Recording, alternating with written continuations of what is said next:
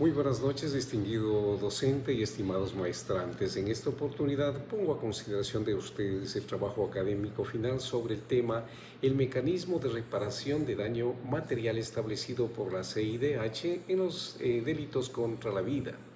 Dentro de la maestría en Derecho Penal, mención en Derecho Procesal Penal, promovida por nuestra gloriosa Universidad Técnica Particular de Loja. He de empezar señalando que la reparación integral constituye uno de los pilares fundamentales del sistema interamericano de derechos humanos. En caso de violaciones graves como los delitos contra la vida, la CIDH ha enfatizado la obligación de los estados suscriptores de la Convención Americana de Derechos Humanos de asegurar una reparación efectiva y proporcional. Esta reparación no solamente debe ser simbólica, sino que también material en favor de la víctima, contemplando los daños económicos que se generan a raíz del hecho ilícito, especialmente en casos de delitos contra la vida. Por lo que el objetivo de este trabajo es analizar la aplicabilidad del modelo de la CIDH en el Ecuador y proponer su fortalecimiento técnico de ser pertinente. La Corte Interamericana de Derechos Humanos, en sus numerosos fallos, ha sostenido que la reparación integral de las víctimas debe tender a restituir a las mismas, cuando sea posible, a la situación anterior a la violación de los derechos humanos. En cambio, cuando esto no es factible, debe otorgarse una compensación económica justa. En este contexto, la Corte determina dos tipos de daño material: el daño emergente, que representa los gastos que la víctima o sus familiares han debido realizar directamente como consecuencia del hecho violento, así por ejemplo, tratamiento médico, traslado, sepelio, etc. El lucro cesante, en cambio, refiere a los ingresos que la víctima o sus dependientes han dejado de percibir debido a la muerte o afectación. En este cálculo, la Corte Interamericana de Derechos Humanos toma en cuenta factores como la edad de la víctima, ingresos mensuales, expectativa de vida laboral y tasas económicas nacionales.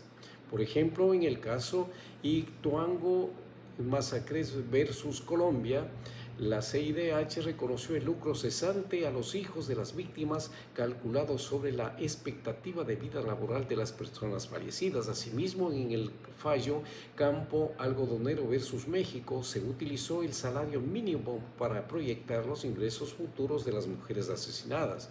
Estos fallos demuestran que la Corte utiliza criterios técnicos y objetivos para determinar montos indemnizatorios.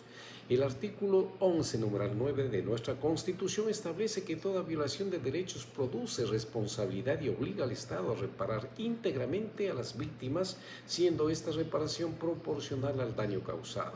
El Código Orgánico Integral Penal desarrolla la normativa constitucional en el artículo 78, cuando contempla que la reparación de daños materiales y morales, asimismo otros mecanismos de reparación integral, fijando pues en este cuerpo legal las reglas pertinentes. No obstante, en la práctica judicial ecuatoriana, el cálculo de lucro cesante y daño emergente carece de criterios homogéneos o lineamientos técnicos. Todo depende del criterio del juez, y esto hace en muchos de los casos que estos montos sean arbitrarios y ajenos a la realidad económica de la persona que ha sido víctima del delito y también de la persona procesada, que en muchos casos se vuelve reparaciones inejecutables, lo que genera desigualdad y falta de seguridad jurídica.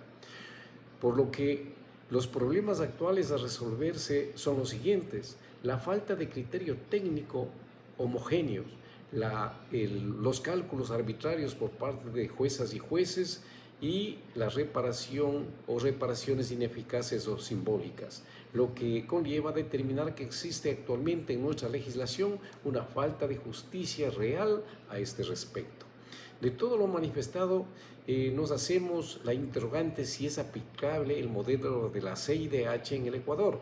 La respuesta es sí, por las siguientes razones: por la existencia de la jerarquía normativa, por el reconocimiento de la CIDH, es decir, la obligación a acatar sus fallos, y por el control de convencionalidad, porque las juezas y jueces deben aplicar la jurisprudencia internacional. De lo expuesto, nos encontramos ante desafíos que debemos superar, toda vez que en la actualidad no hay tablas de cálculo estandarizadas para fijar el monto de reparación, existe la ausencia de peritajes obligatorios, estos no están determinados en la ley ni existe resolución de la Corte Nacional que determine los mismos, y la presencia de contexto socioeconómico de desigualdad, toda vez que la tasa de empleo de los ecuatorianos en la mayor parte de los casos es informal.